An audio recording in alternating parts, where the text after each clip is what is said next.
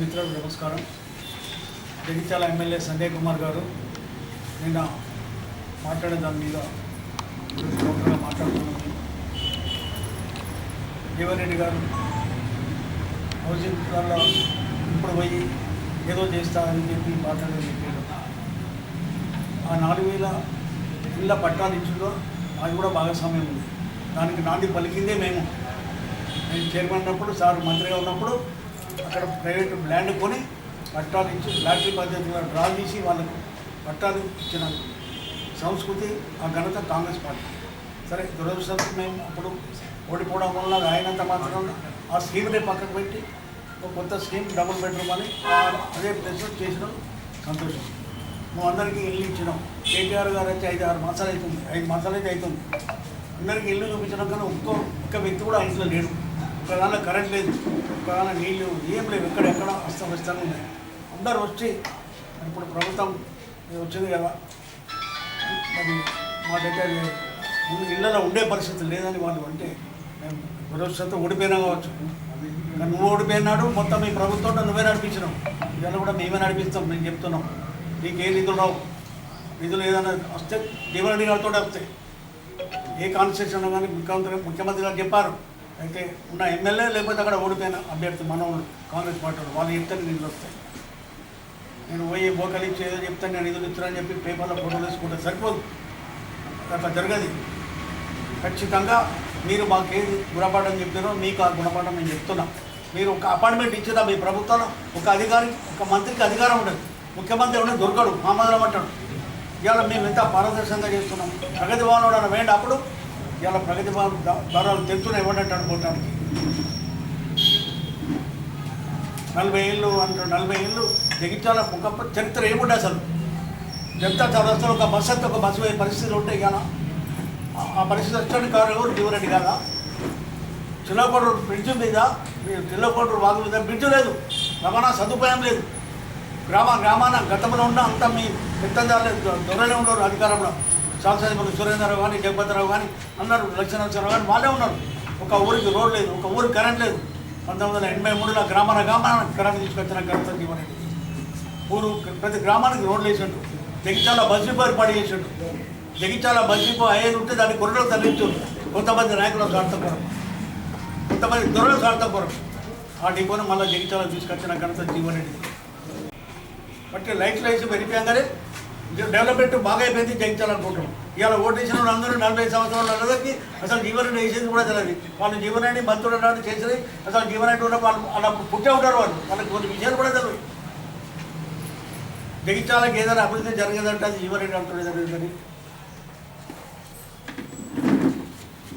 ఇప్పటికైనా టీటీ వాటికి గత పాలకులని కానీ గతంలోని మాట్లాడకుండా వేరు కేటీఆర్ 20 కోట్లు ఇస్తాడు, తీసుకొని చేయరు. ఎవడన్నట్టు తీసుకెళ్తాడు.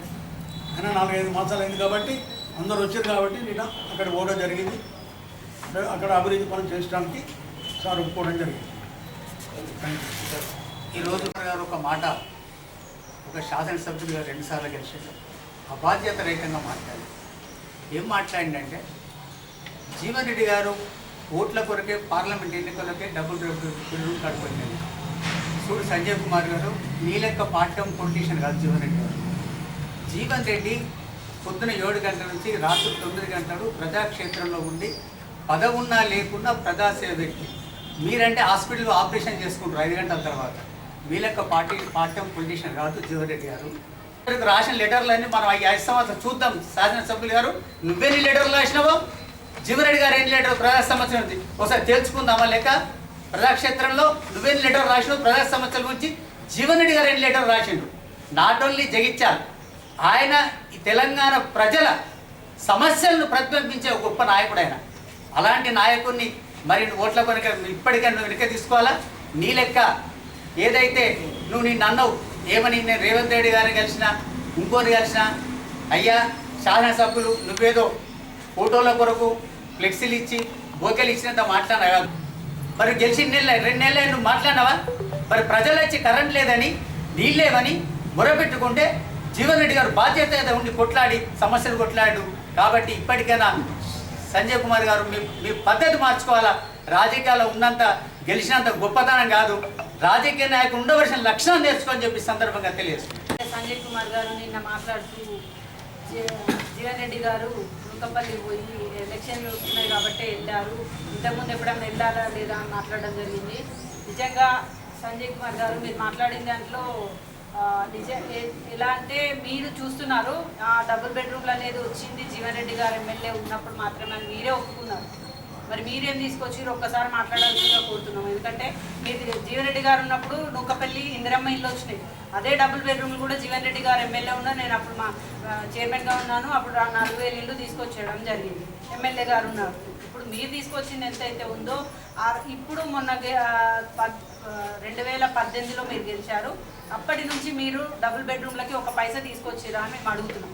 ఎందుకంటే అప్పుడు ఎలాగో ఎమ్మెల్యే గారు జీవన్ రెడ్డి గారే ఉన్నారు కదా, కనీసం 240 కోట్లు తీసుకొచ్చి డబుల్ బెడ్రూమ్లు తెచ్చినా అన్నారు కదా మీరు. అది ఎమ్మెల్యే జీవన్ రెడ్డి గారు ఉన్నప్పుడు వచ్చాయి. కనీసం మీరు దానికి సదుపాయాలైనా 25 కోట్లు కూడా తేలేకపోయిన అసమర్థ ఎమ్మెల్యే మీరు. 5 సంవత్సరాలు చేశారు కానీ ఒక్క సదుపాయాలు కూడా తేలేదు. మీరు ఉన్నప్పుడు కన్స్ట్రక్షన్ అయింది కావచ్చు, కానీ జీవన్ రెడ్డి గారు ఉన్నప్పుడు మేము ఉన్నప్పుడు మాత్రమే అది ఫౌండేషన్ చేయడం జరిగింది. ఆ జీవన్ రెడ్డి గారిని ఓడించాలనే ఒకే ఒక ఉద్దేశంతో తెలంగాణలో ఎక్కడ లేని విధంగా కవిత గారు ఎంపీ గారు ఉన్నప్పుడు ఇక్కడ 4000 ఇల్లు శాంక్షన్ చేయడం జరిగింది. అది అప్పుడు మీకు గుర్తు రాలేదా? అక్కడ శాంక్షన్ అంటే ఆ స్థలం అనేది మీకు పనికిరాదని చెప్పేసి మీరు ఎలా పనికిరాదని మీరు ఎట్లా డిసైడ్ చేస్తారు? నిజంగా కూడా ఏదైనా ఇల్లు కట్టుకోవడానికి పరిసరాలు పనికొస్తాయా లేదా అనడానికి కారణం ముఖ్యంగా నీళ్లు ఉన్నాయా లేదా చూస్తారు. అక్కడ బావి తవ్వారు ఇందిరమ్మ ఇళ్లలో, చూడండి మీరు వెళ్ళి అక్కడ నీళ్లు ఉన్నాయి. నీళ్లు సదుపాయం ఉన్నట్టయితే ఇది నివాసిత యోగ్యమా లేదా అని ఆలోచిస్తారు. అలాంటి నివాసిత యోగ్యం కాబట్టే అక్కడ డబుల్ బెడ్రూమ్లు కానీ నూకపల్లి ఇళ్లలో ఇందిరమ్మ ఇళ్లను నిర్మించడం జరిగింది 2009లో. అలాంటి అప్పటి నుండి కూడా ఉన్నారు. మీరు వచ్చిన తర్వాత నూకపల్లిలో ఒక్క రూపాయి కూడా పెట్టలేదు. అలాంటిది అలాగే ఇందిరమ్మ ఇల్లు వచ్చిన ఇండ్లను కూడా మీరు నిర్దాక్షిణ్యంగా అక్కడ ఉన్న బేస్మెంట్లను కూలగొట్టారు. వాళ్ళకి ఎలాంటి ఆధారం చూపెట్టలేదు. అలాంటి ప్లేస్లలో మళ్ళీ డబుల్ బెడ్రూమ్ ఇల్లు కట్టారు. డబుల్ బెడ్రూమ్లు అనేది ఏదైనా కట్టినప్పుడు ఇల్లు కట్టినప్పుడు కనీసం దానికి సంబంధించిన డ్రైన్లు కానీ వాటర్ సప్లై కానీ కరెంటు కానీ ఉండాలి. అలాంటిది ఏది లేకుండా మీరు ఎలక్షన్స్ వస్తున్నా కానీ ప్రొసీడింగ్స్ ఇవ్వడము మీ రాజకీయానికి లబ్ధి పొందే ఉద్దేశం మీకుంది. అలాంటి అప్పుడు కాబట్టి మొన్న ప్రొసీడింగ్స్ అన్నీ ఇవ్వడం జరిగింది, ఇచ్చి ఎలక్షన్లో రావడం జరిగింది. కానీ జీవన్ రెడ్డి గారు అలాంటివి చేయరు. ఎందుకంటే సదుపాయ యోగ్యం ఉందా లేదా చూసిన తర్వాతనే ఇవ్వడం జరిగింది. అలాంటి లబ్ధి పొందే అలవాట్లు కానీ ఎలాంటి అలవాట్లు కానీ జీవన్ రెడ్డి గారికి లేవు, ఉండవు కూడా. ప్రజల సౌకర్యార్థం మాత్రమే మాట్లాడగలుగుతారు. నిజంగా మీకు అంత ఉంటే మొన్న 5 సంవత్సరాలుగా ఉన్నారు కదా, దరూర్ క్యాంప్లో ల్యాండ్ ఉంది, దరూర్ క్యాంప్లో ల్యాండ్ ఉందని నేను చైర్మన్గా ఉన్నప్పుడు మీ టీఆర్ఎస్ భవనానికి 100 రూపాయలకు గజం చొప్పున కావాలి అని మమ్మల్ని అడిగారు. నేను తీర్మానం చేయలేదు, దాదాపుగా ప్రతి మున్సిపాలిటీలో తీర్మానం చేయడం జరిగింది. ఇది నేను దిగిన తెల్లారి రాజేశం గారు కమిషనర్గా ఉండేప్పుడు ఆర్డీఓ గారు ఆయన సిగ్నేచర్ పెట్టడం జరిగింది. టీఆర్ఎస్ ఆఫీస్ అనేది ఎకరం భూమిలో చేయడం జరిగింది. అంటే ఆ ఎకరం భూమి అలాగే పాత్రికేయ మిత్రులు కూడా అడిగారు కదా, దాన్ని కూడా మీరు పాత్రికేయుల మిత్రులకు కూడా నూకపల్లిలో శాంక్షన్ చేయడం జరిగిందని చెప్పారు కదా. అదే మీకు పాత్రికేయుల మిత్రుల మీద మీకు నిజంగా మంచి అభిప్రాయం ఉంటే ఆ టీఆర్ఎస్ భవనం దగ్గర ఎందుకు ఇవ్వలేదు మీరు? అదే ఇప్పుడు టీఆర్ఎస్ భవన్ అనుకోమో ఎకరానికి 100 రూపాయల చొప్పున ఇస్తారు. అదేవిధంగా ప్రెస్ మిత్రులకు మాత్రము అదేవిధంగా అక్కడ ఇస్తారు. మీకు చిత్తశుద్ధి లేదు. ముందు ఈ భవనానికి సంబంధించి నిజంగా చూసుకుంటే ఇగో రాష్ట్రంలో ఎక్కడ చూసినా ప్రతి ఒక హెడ్ క్వార్టర్లో ఇది చేయడం జరిగింది. అంటే టీఆర్ఎస్ భవనం అనేది కట్టడం జరిగింది. అది మార్కెట్ వాల్యూ ప్రకారం ఎంత ఉందంటే దాదాపుగా 33 ఎకరాలు తీసుకున్నారు. అంటే 33 బిల్డింగ్లు కట్టారు, 33 ఎకరాలు తీసుకున్నారు. దానికి సంబంధించి 2,60,00,000 మాత్రమే ప్రభుత్వానికి చెల్లించడం జరిగింది. దాని వాల్యూ మాత్రము 469 కోట్లు. అంటే మార్కెట్ వాల్యూవే అంత ఉంది. అంటే రియల్గా ఎంత ఉందో ఆలోచించాలి ఒక్కసారి ప్రజలు. మన సొమ్ము మన భూమి కూడా టీఆర్ఎస్ పార్టీ ఆఫీసులకు వాడుకున్న ఘనత టీఆర్ఎస్ పార్టీ. అలాంటి వాళ్ళు ఇప్పుడు మాట్లాడుతున్నారు. అదేవిధంగా మొన్నటికి మొన్న మీరు రాజకీయ లబ్ధి కొరకే నూకపల్లి వెళ్ళడం జరిగిందన్నారు. కానీ రాజకీయ లబ్ధి అనేది జీవనన్నకు అలాంటి అలవాట్లు లేవు. మీరు ఇప్పుడు మాట్లాడుతున్నారు నిజంగా ఆయన తెలుసుకుంటే ఎన్ని చేశారనేది చాలా ఉన్నాయి. ఈ జగిత్యాలకు సంబంధించి నూకపల్లి వెళ్ళినట్టయితే తప్పకుండా అక్కడికి అభివృద్ధి చెందుతుంది. అదేవిధంగా JNTU అనేది కూడా అక్కడ వెళ్ళినట్టయితే ఆ శాసన మండలి ఎక్కడైతే ఉన్నారో అవన్నీ కూడా అభివృద్ధి చెందుతుంది. కొండగట్టు ఏరియా ప్రాంతం కూడా అభివృద్ధి చెందుతున్న అదే ఒకే ఒక ఉద్దేశంతో అక్కడ పెట్టడం జరిగింది. అదేవిధంగా నాక్ సెంటర్ అనేది కూడా నూకపల్లిలో పెట్టడం జరిగింది. నిజంగా జగిత్యాలలో ఉన్న నాక్ సెంటర్ అనేది హైదరాబాద్ JNTU దగ్గర మాత్రమే ఒకటి ఉంది. జగిత్యాల ఎక్కడ కూడా లేదు, తెలంగాణలో లేదు. ఉమ్మడి ఆంధ్రప్రదేశ్లో లేని నాక్ సెంటర్ అనేది జగిత్యాలలో పెట్టడం జరిగింది. అంటే పిల్లలు అభివృద్ధి చెందుతారు, ప్రతి వృత్తిలో ముందుకెళ్లాలనే ఒకే ఒక ఉద్దేశంతో ఈ జీవన్ రెడ్డి గారు వ్యవసాయ క్షేత్రమే కానివ్వండి, JNTU కానివ్వండి, నాక్ సెంటరే కానివ్వండి, ఇలాంటివి తీసుకురావడం జరిగింది. బైపాసే కానివ్వండి, ఇలాంటివన్నీ తీసుకురావడం జరిగింది. కానీ మీరు ఇప్పుడు మాట్లాడుతున్నారు 40 ఏళ్ళు ఉండి ఏం చేశారు. మీకు తెలుసు 40 ఏళ్ళ నుంచి మీరు చూస్తున్నారు యావర్ రోడ్ ఎంత ఉండే, ఎట్లాంటిది, ఏ పరిస్థితికి వచ్చింది అనేది కూడా. ఇప్పుడు మీరు వచ్చి మీరు 18లో గెలిచింది కూడా యావర్ రోడ్ పేరు చెప్పుకొని మాత్రమే. కానీ ఇప్పటికీ కూడా అది 5 సంవత్సరాలు అవుతుంది ప్రభుత్వ క్షేత్రాలు తప్ప ఇది ఒక్కటిగా కూడా ముట్టిన పాపాన పోలేదు. మీరు ఇప్పుడు మాట్లాడుతున్నారు. నిజంగా ఇప్పటికీ అంటే మీరు ఎమ్మెల్యే గారు 2014 నుంచి 19 వరకు జీవన్ రెడ్డి గారు ఉన్నారు, 18 వరకు జీవన్ రెడ్డి గారు ఉన్నారు ఎమ్మెల్యే. కానీ TRS గవర్నమెంట్ మాది ఉందని చెప్పేసి మీరు అధికారిక ప్రోగ్రాంలో కూడా పాల్గొనడం జరిగింది. కవిత గారు కూడా MP గారు ఉండే మా శాసనసభ మీకు ఎమ్మెల్యే అయినా జీవన్ రెడ్డి అయినా కానీ మాకు మాత్రం సంజయ్ కుమార్ అని చెప్పడం జరిగింది. అలాంటి పనులు కాంగ్రెస్ పార్టీలో ఉండవు. కానీ మీరు కనీసం కేసీఆర్ దగ్గరికి వెళ్ళి మాకు పైసలు కావాలి 25 లక్షలు కావాలి అని అడగలేకపోయారు 5 ఏళ్ల సంది. కానీ జీవన్ రెడ్డి గారు ఇప్పుడు రేవంత్ రెడ్డి దగ్గరికి వెళ్ళి నాకు ఇది కావాలి అని చెప్పి తీసుకొచ్చే బాధ్యత తనకు ఉంది. కాబట్టి జగిత్యాల అభివృద్ధి చేసే బాధ్యత జీవన్ రెడ్డి గారికి ఉంది. ఆయన ఉద్దేశం కాబట్టి మొన్న వెళ్ళి సమస్యలు ఏందో తెలుసుకొని రేవంత్ రెడ్డి గారికి విన్నవించడానికి మాత్రమే వెళ్ళడం జరిగింది. అది తప్పకుండా విడుదల చేసే బాధ్యత కాంగ్రెస్ పార్టీకి ఉంది. కాంగ్రెస్ పార్టీ అనేది ముందుకు వెళ్ళాలి అంటే ప్రజలలో ఉంటుంది. తప్పకుండా మీలాగా కాదు, ఓన్లీ ప్రొసీడింగ్స్ మాత్రమే ఇచ్చి కనీసం వాళ్ళకు వెళ్ళలేని పరిస్థితి, ఉండలేని పరిస్థితి, డ్రైన్లు లేవు, కరెంట్ లేదు, కాకపోతే ప్రొసీడింగ్స్ ఇచ్చేశారు. అంటే ఓట్లు ఎలక్షన్స్ వస్తున్నాయన్న అదే ఉద్దేశంతో మాత్రమే మీరు ఇవ్వడం జరిగిందని మేము కోరుకుంటున్నాము.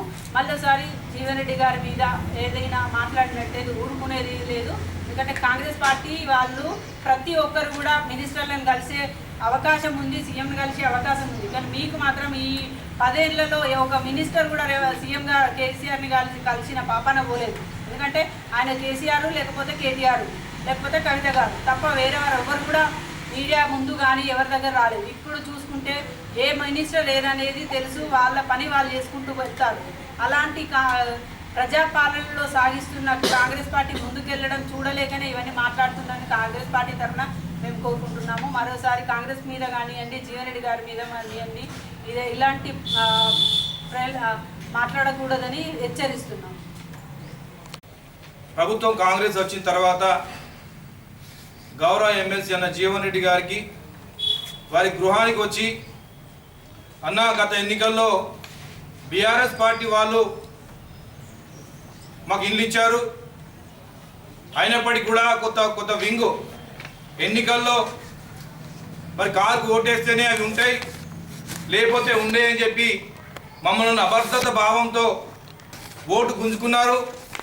మరి ఇప్పుడు కాంగ్రెస్ గవర్నమెంట్ వచ్చింది, మీరు ఎమ్మెల్సీగా ఉన్నారు, ప్రభుత్వం మీ చేతిలో ఉన్నది, మరి అవి ఉంటాయా పోతాయా అని ఒక క్వశ్చన్ ప్రశ్నించడానికి వచ్చిన సందర్భంలో గౌరవ ఎమ్మెల్సీ అన్న జీవన్ రెడ్డి గారు ఆ ప్రాంతానికి వెళ్ళి అక్కడ ఉన్నటువంటి వారికి భరోసా కల్పించి, నమ్మకాన్ని కల్పించి, కాదమ్మా ప్రభుత్వాలు ఏదైనా కానీ ప్రజలే, పేదవాళ్ళు పేదవాళ్ళే, తప్పకుండా ఆ ప్రభుత్వం ఇచ్చినా ఈ ప్రభుత్వం ఇచ్చినా తప్పకుండా పేదవాళ్ళకే కూడు గుడ్డ కల్పించాల్సిన బాధ్యత ఏ ప్రభుత్వానికైనా ఉంటుందని చెప్పడం జరిగింది.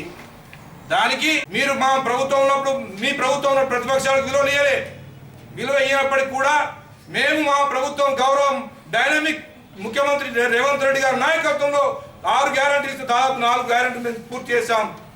కానీ మీ ప్రతిపక్ష హోదాను మేము గౌరవిస్తాం, కాంగ్రెస్ పార్టీ మేము గౌరవిస్తాం, తప్పకుండా గౌరవిస్తామని చెప్పి సందర్భంగా తెలియజేస్తూ, దయచేసి సంజయ్ కుమార్ గారు మీరు అన్ని రెండోసారి ఎమ్మెల్యే అని చెప్పడమే కాదు, దయచేసి పరిపక్వత ప్రజల పట్ల నేర్చుకొని మరి వారి ప్రజా పరిపాలన చేయాలని చెప్పి మరి ఈ సందర్భంగా చిన్నవాడినైనా కూడా చేతులెత్తి మీరు నమస్కరించి నేను కోరుతున్నాను. మరి వెలుగొంతున్న సమయంలో మరి అదృష్టం ఉండి మీరు శాసనసభ్యుగా గెలిచిన మాట వాస్తవం. కానీ మరి 4 దశాబ్దాలుగా ప్రజా జీవితమే తన జీవితంగా భావించి ఎల్లవేళలా అందుబాటులో ఉండి జగిత్యాల పట్టణానికే కాకుండా జగిత్యాల నియోజకవర్గానికి, జగిత్యాల జిల్లా నియోజకవర్గాలన్నిటికీ కూడా మరి ఎన్నో మౌలిక వసతులు కల్పించిన బాధ్యత ఫుల్ఫిల్ చేసినటువంటి కూడా కాంగ్రెస్ జాతి కూడా ఇవాళ రాహుల్ గాంధీ జోడయాత్ర తర్వాత న్యాయయాత్ర చేపట్టినారు.